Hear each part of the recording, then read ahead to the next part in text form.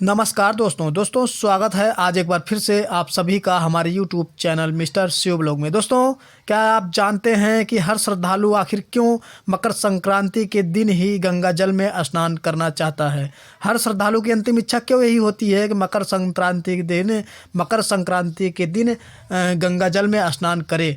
हर श्रद्धालु क्यों चाहता है?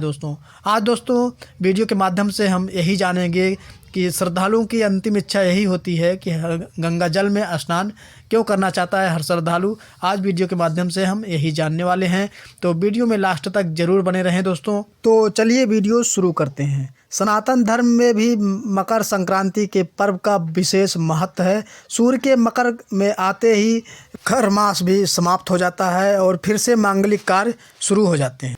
इस दिन पवित्र गंगा नदी में स्नान करने का विशेष महत्व है। ऐसा करने से मोक्ष की प्राप्ति हो जाती है, साथ ही अच्छा पुण्य फल प्राप्त होता है और साथ ही गंगा स्नान करने से कई जन्मों के पाप धुल जाते हैं दोस्तों। कई जन्मों से के पापों से मुक्ति मिल जाती है और एक साथ सभी देवता प्रसन्न हो जाते हैं। तो चलिए जानते हैं कि मकर संक्रांति के दिन गंगा जी में स्नान करने का महत्व क्या है। मकर संक्रांति के ही दिन माँ गंगा धरती पर अवतरित हुई थी और राजा भागीरथ के पीछे पीछे कपिल मुनि के आश्रम से होते हुए गंगा सागर में पहुँची थी। इसके पीछे एक कथा है। कथा के अनुसार प्राचीन काल में एक सूर्यवंशी राजा हुआ करते थे जिनका नाम था राजा सगर, जिनकी 2 पत्नियां थीं। पहली पत्नी का नाम था केसनी, जिनसे एक पुत्र हुआ था और दूसरी पत्नी से 60,000 पुत्र हुए।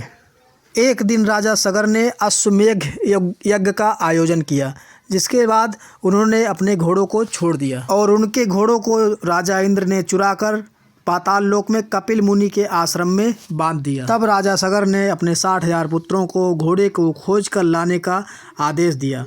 राजा सगर के 60,000 पुत्रों ने जब कपिल मुनि के आश्रम में अपने घोड़ों को बंधा हुआ देखा तो उन्होंने कपिल मुनि के आश्रम पर हमला कर दिया। इससे क्रोधित होकर कपिल मुनि ने राजा सगर के 60,000 पुत्रों को अपने आग की ज्वाला से भस्म कर दिया। राजा सगर को जब इसकी जानकारी हुई तो राजा सगर ने कपिल मुनि से अपने 60,000 पुत्रों के उद्धार की प्रार्थना की।